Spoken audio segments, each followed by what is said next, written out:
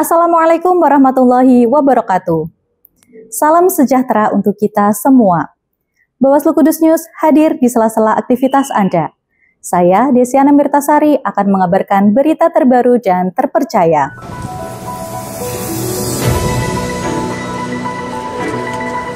Penguatan kelembagaan pengawas pemilu di Kudus dari implikasi politik hingga tantangan hukum pasca putusan Mahkamah Konstitusi. Bunga melati harum mewangi, tumbuh subur di tepi taman.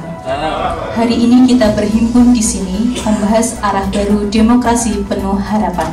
Perubahan desain pemilu pasca putusan Mahkamah Konstitusi mendorong Bawaslu Kabupaten Kudus untuk menggelar kegiatan penguatan kelembagaan pengawas pemilu bersama mitra kerja dengan mengangkat tema Arah Baru Desain Pemilu Indonesia pasca putusan Mahkamah Konstitusi, implikasi hukum, politik, dan kelembagaan pada Rabu 27 Agustus 2025 di Hotel Cipta Kudus. Bisa memberikan masukan kepada para narasumber, terutama dalam hal ini nanti Pak TA.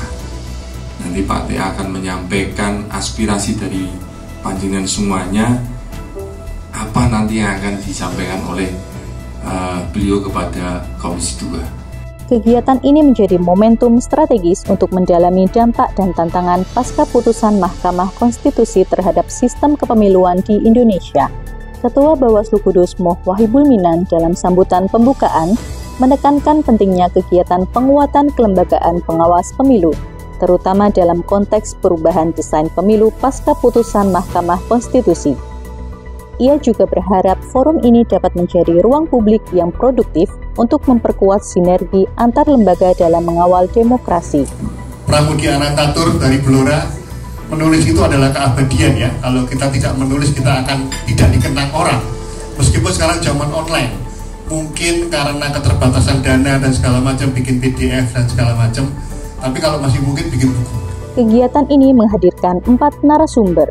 Mereka adalah tenaga ahli Komisi 2 DPR RI, Salman Nasution dan Agustinus Eko Raharjo, anggota KPU Provinsi Jawa Tengah Akmalia, serta anggota Bawaslu Provinsi Jawa Tengah periode 2018 sampai dengan 2023 Anik Solihatun. Ada 114 terakhir partai buruh yang terdekat dengan 135.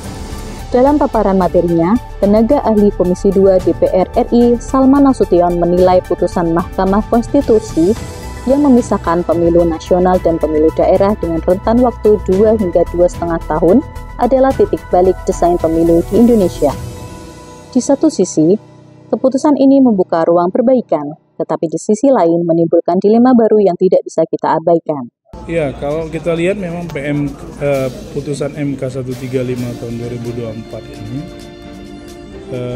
memberikan banyak implikasi, terutama desain tentang kepemiluan kita.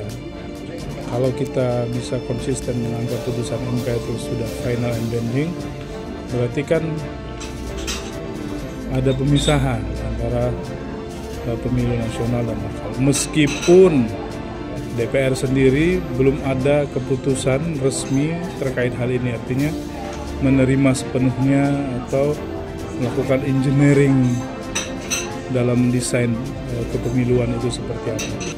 Ini memang sudah keputusan MK, jadi kita hanya bisa menunggu nanti secara bagaimana teman-teman di DPR RI, secara fraksi, secara pimpinan pusat partai yang akan datang, akan memutuskan yang akan datang ini apa yang akan diambil. Tapi kalau putusan MK kan seharusnya final and binding. Tapi untuk selanjutnya kita tunggu. Yang pasti adalah kajian atau review.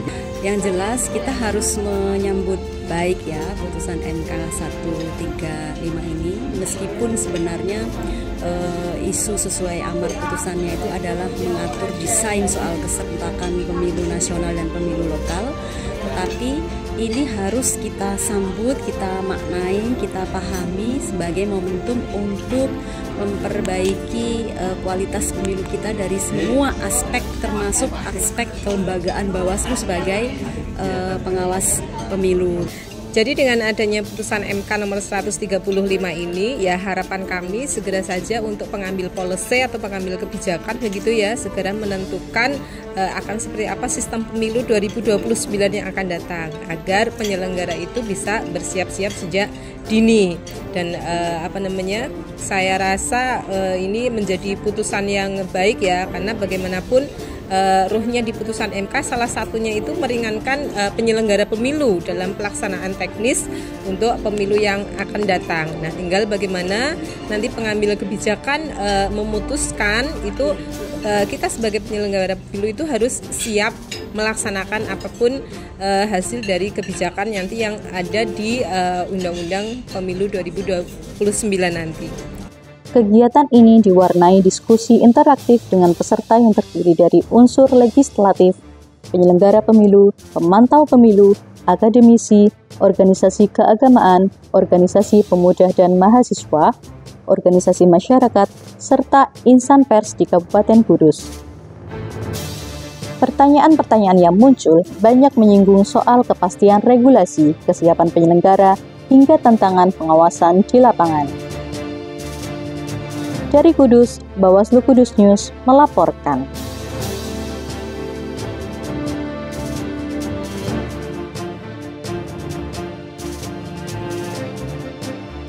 Sekian informasi yang dapat kami sampaikan hari ini. Nantikan terus informasi seputar Bawaslu Kabupaten Kudus. Saya Desiana Mirtasari dan kru yang bertugas undur diri dan sampai jumpa. Wassalamualaikum warahmatullahi wabarakatuh.